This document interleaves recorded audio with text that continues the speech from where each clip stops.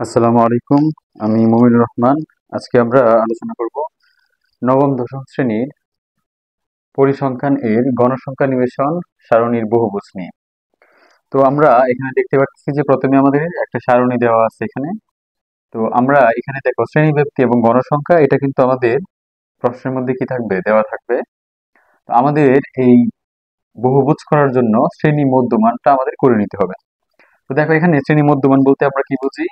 আমরা এখানে এই যে দেখো তোমার শ্রেণীর নিম্ন সীমা এবং হচ্ছে তোমার কি ঊর্ধ্ব সীমা, এই দুটো জিনিস আমরা যোগ করব এবং তাকে দুই দ্বারা কি করব, ভাগ করব।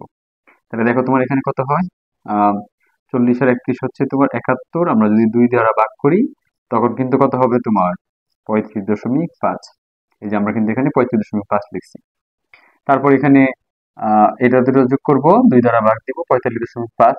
এভাবে আমরা প্রত্যেকটা গড়ই করব, অর্থাৎ ঊর্ধ্ব সীমা এবং নিম্ন সীমা আমরা যোগ করব, যোগ করে আমরা দুই দিয়ে ভাগ দিব, তাইলে শ্রেণী মধ্যমান পাবো। তারপর দেখো আমরা যদি গ্রাফ পেপারে যাই, দেখো আমরা নিচের যে বিষয়টা আছে, দেখো এখানে আমরা এক্স অক্ষ বিবেচনা করবো এটাকে, এবং এই বরাবর হচ্ছে তোমার ওয়াই অক্ষ। তো এটা হচ্ছে ওয়াই অক্ষ, আর এটা হচ্ছে কি তোমার এক্স অক্ষ। এখানে ও মূলবিন্দু। আমরা এটা এভাবে খাতার মধ্যে তোমার স্কেল দিয়ে আমরা লিখবো। এটা আসলে গ্রাফ পেপারে আর কি, তোমার স্কেল দিয়ে তুমি সুন্দর করে একটা টান দিবা। হ্যাঁ, আমি বোঝার জন্য এখানে তোমার ওভাররাইট করতেছি, দেখো। তো এখানে আমাদের প্রথম 5টা ঘর আমরা কি করব, তোমার এরকম ভাঙা চিহ্ন দিব।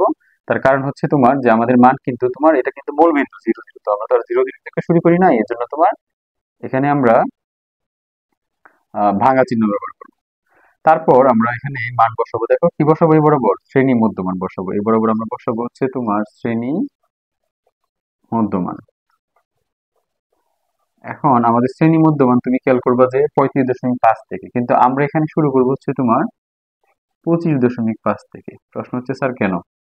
তার কারণ হচ্ছে তোমার আমাদের মান কিন্তু তোমার 31 থেকে 40 ছিল। তো আমরা যদি এখানে 35.5 থেকে লেখা শুরু করি, তাহলে এই যে 33 34 এরকম জায়গায় মান থাকতে পারে। এই জন্য আমরা যত শ্রেণী ব্যক্তি থাকবে এত আগে থেকে তোমার লিখবো এখানে। যেমন এখানে 10 শ্রেণী ব্যক্তি, এই জন্য আমরা এখানে 10 ঘর আগে নিচ্ছি, 35.5 থেকে 10 ঘর আগে। এখন তারপর আমরা লিখবো কত, তোমার 35.5। তারপর তোমার কি হবে, 45.5, তারপর 55.5, এবং তারপর হচ্ছে তোমার 65.5, তারপর 75.5, 85.5, এবং সবার শেষে আমরা 95.5 লিখে দেবো। অর্থাৎ আমরা দেখো এখানে, এখানেও কিন্তু একটা এক্সট্রা নেওয়া হয়েছে, এখানেও কিন্তু কি হয়েছে, একটা এক্সট্রা বেশি নেওয়া হয়েছে। তারপর আমরা এই বরাবর কি করব, দেখো ও ওয়াই অক্ষ বরাবর কিন্তু আমরা কি বসাবো, আমরা গণসংখ্যা বসাবো। এই বরাবর কি বসাবো বলো, গণসংখ্যা। তাহলে আমরা দেখো এখানে আমাদের গণসংখ্যা কত, তোমার 35.5 হচ্ছে 4। তাহলে আমরা এই যে 35.5-এ আমরা 1 2 3 4 এখানে যে এই ঘর বরাবর আমরা বিন্দুটা দিব। তারপরে 45.5 হচ্ছে 9, তাহলে আমরা এই যে এখানে দিব 9 করে। তো 1 2 3 4 5 6 7 8 9 এরকম।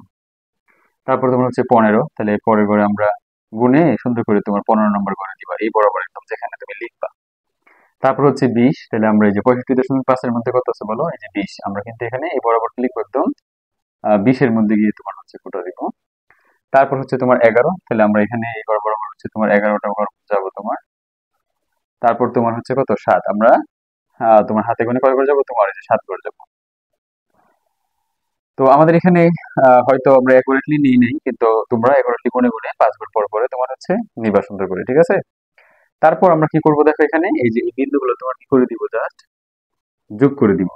আমরা এই বিন্দুগুলা সুন্দর করে স্কেল দিয়ে কি করে দিব, এরকম ভাবে যোগ করে দিব।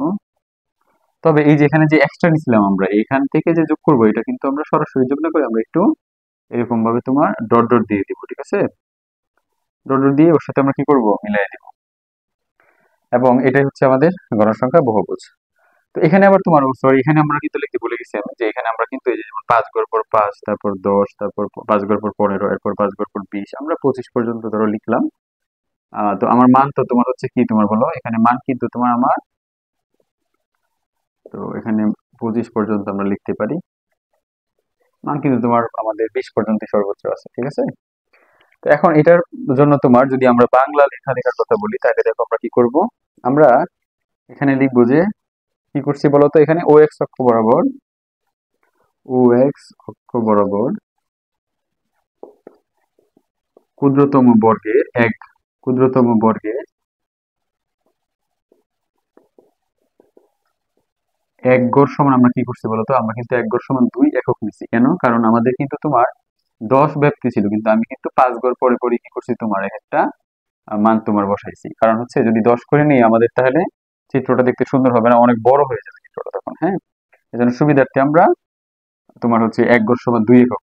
তুমি মনে রাখবা যে একক মানে হচ্ছে মান, এই যে 2 মানের জন্য আমরা কয় গড় নিলাম, তোমার এক গড়, এভাবে গেছি আমরা। হ্যাঁ, তো এখন যদি 5 গড় মানে তোমার ব্যাপ্তি 5 হইতো, তাহলে আমরা এক গড় সমান এক একক 5 গড় পর পরে লিখতাম। হ্যাঁ, কিন্তু তখন এক গড় সমান আমরা এক একক লিখতাম। তো আমরা এখানে কি বসেছি বলো, 2 একক নিয়ে আমরা এখানে শ্রেণী মধ্যমান বসিয়েছি,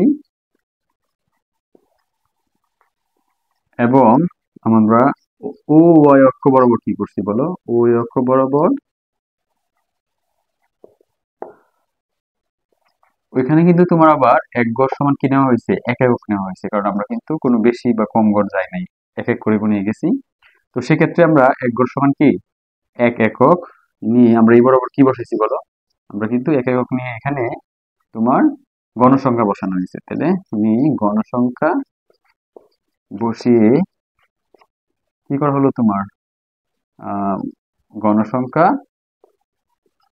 বহুভুজ অঙ্কন করা হলো, এরকম ভাবে আমরা বলে দিব যে বহুভুজ অঙ্কন করা হলো।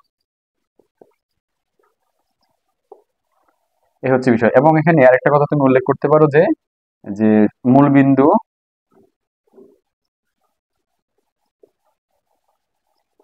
এই যে তোমার ও থেকে আর কি, তোমার তো ও থেকে এটা কিন্তু 0 0, এখানে এক্স এর মান 0, ওয়াই এর মান 0।